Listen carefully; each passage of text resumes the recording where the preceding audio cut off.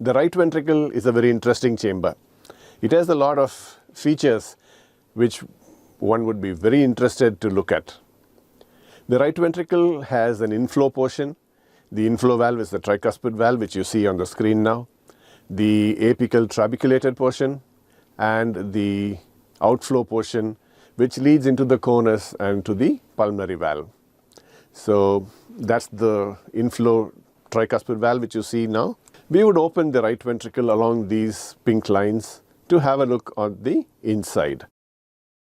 So when you look at the inside, you find the septum on the back, the tricuspid valve's supporting apparatus can be seen here, and the conus and the pulmonary valve on the outflow aspect.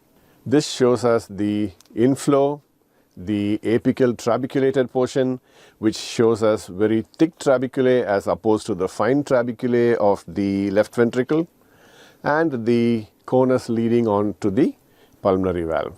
This specimen here shows us the difference between the trabeculae on the left ventricle and the right ventricle.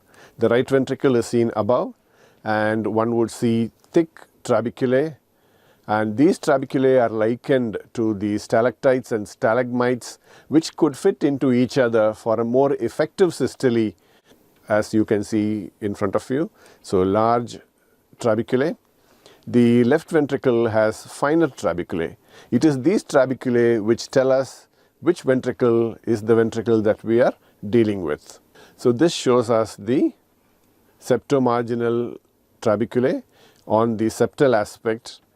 This goes down to continue as the moderator band and goes above and divides into a Y to have an anterior and a posterior limb.